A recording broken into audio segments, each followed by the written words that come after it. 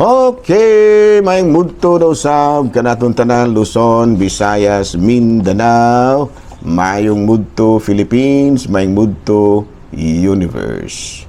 Mayong mudto world, mayong mudto universe. Ano na punta magigalan, nila nga itong tulumanon sa kahanginan, C-on-A, Catechesis on Air, o sigon sa ato ang nasayran, katupusang adlaw na karon mga higala sa bulan sa Enero. In other words, January 31 na. Ay, ugma mga higala ginaila nagitawag na nato kini og love month, no? Kay karon mang adlaw, karon mang si bulan na nga gisaulog nato ang Valentine's Day. Muna nga love month na siya, no? Gani, daghang kairong mga simbahan nga muhatag og libreng kasal sa mga gustong magpakasal libre. Ayan, no? Tungod lagi ni ining gitawag nato sa in English og love month, no? Nga February 14 adlaw sa gugma, daghang kayong gustong magpakasal libre. Muna gitawag sa in English mahigala og mass wedding. Ayan, no? Abi no arita mahigala. Unsa may atoa karon nga sunod nga parte sa atong programa, of course, ari kita sa Saint of the Day. Aboy na ang atong Saint of the Day karon, usa ka banggiitan po ni siya nga pari nga mao si Saint John Bosco.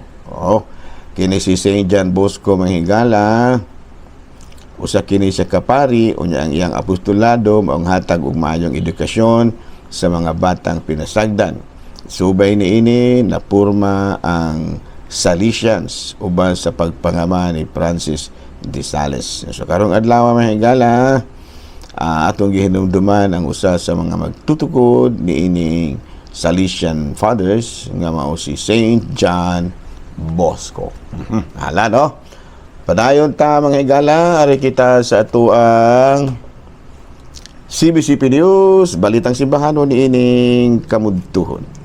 Abay, no? CBCP mga higala, no?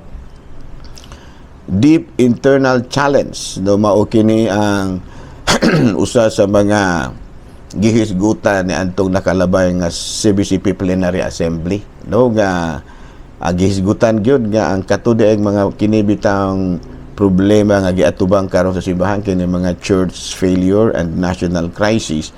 Usa kini ka lalum or deep internal challenge alang sa simbahan. So muna, no, nga ato gyung suportaran, iampo nato ang atong mga talahurong obispo kansa maugyo nagningkamot mga higala nga makapagawas gid kita, kuang gid kita, makapurma gid kita mga balaod nga maoy mo check ni ining mga deep internal challenge.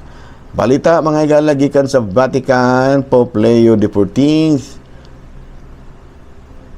nagkanayon nga matud pa niya, let us raise our voices for peace. Manay panawagan karon usab ni Pope Leo XIV nga dili lang kay maghilom-hilom rata, kung dili manawagan gid ta aron magmalinawon ang kalibutan. Let us raise our voices for peace. So mao kadto mga higala mga balitang simbahanon ni ining kamudtuhon, og ari na ta mga higala sa ato nga topic. Mao gyapon ang atong topic ng higala, no? Ako gining gitagag emphasis kining human trafficking in persons, no? And its impact on society. Alin na kita sa kanang mga importante nga kasayuran, no? What are the common violations of human trafficking in the Philippines, no? Abi, no, isa din sa atos Pilipinas mga higala, ang human trafficking commonly occurs due to poverty, like lack of employment, migration for work, and abuse of power. Hilalom sa Republic Act number 9208 or Anti-Trafficking in Persons, the following are the most common human trafficking violations in the country. So mo kini mahigala, no? Ang sagad, no? Sagad gyud nga pamaagi nga makaingon kita nga nahitabo gyud ang pagpayuhot og tawo. Number 1, illegal recruitment and overseas job scams, no? Kada bitang promising paying jobs abroad but forcing victims into forced labor or sexual exploitation. ano? Kana bang saad-saaran ka ba, mga pamaagi ba, kung unsaon nila nga makarecruit silang tao, no? Ilang saaran ug daktas kay nga kining gitawag natog suhol dito sa gawas, pero sa tinuod na di ay himuon silang mga forced laborers o baka kana bitang pahimudsan sexually, no, sexual exploitation. O niya usa sa mga naandan nga mga kalakip nga mga kalapasan ni ana mao kining charging excessive placement fees. Kanang grabe ba kayo mahigala kamahal nga mga placement fee, libo-libo yun. O niya kana gyung i-deploy ka bisag walay eksaktong papilis, kuyaw gina ha. Kana bitaw moingon ang nag-recruit nimo nga wala ra nay problema ng mga papilis, adto ra nato unya na siya asikasuhon kung makatrabaho na ka adto sa gawas. Kana ayaw gyud ana, kana bang moingon nga unya ra na nato hisgutan ng imuhang mga documents, mga dokumento.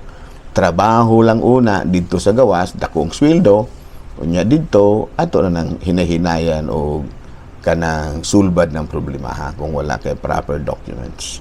Ayaw gyud ni ana mga higala, no? Kanang mga haylo nga ingon ni ana klaro na gina kayo nga human trafficking na.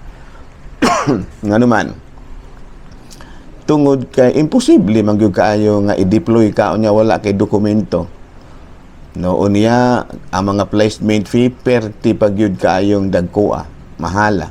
Unya ang sweldo pagyud sa gawas perti pagyong dakoa. Kana istoryaha mga gala likay na jud niya ng maong tao. Kana gyung wala ray proper documents, ayaw gyud ana ha. Unya ikaduha nga pamaagi sa human trafficking mo kining sex trafficking. Kana bang pugson ka pagpaligya sa imong lawas, sabi na kong babae, o niya pahimuon ka og kanang pornography or online sexual exploitation. Ayaw gud ana, no? Kita na sus Ginoo ko usa gina kadako kayong klase sa pagpanglimbong kanang human trafficking, no? O niya operating or managing brothels, escort services or cyber sex dens. Kana bitang escort services, kana bang pakuyog-kuyugon ba sa mga customer dadon-dadon bisag asa mga tourist o niya magbaligya na siya sa iyang dungog. Unya dako kay bayad pero matud palagi, no? Adunay mga dalang kalapasan kay may puruhan man nga matakdan kag sakit nga walay kayo kon. No ana, no? O niya ikatulo kining trafficking of minors for sexual activities. Ayan, no? Kana bang mang-recruit og mga batanon para may pahimuon og mga malaw-ay nga mga kalihukan, no? Kanang gitawag og escort services, pornography, or online sexual exploitation. Pantay gina ninyo, no? Ayaw gina, no? Kay mutod pa dire sa atuang na impact, no?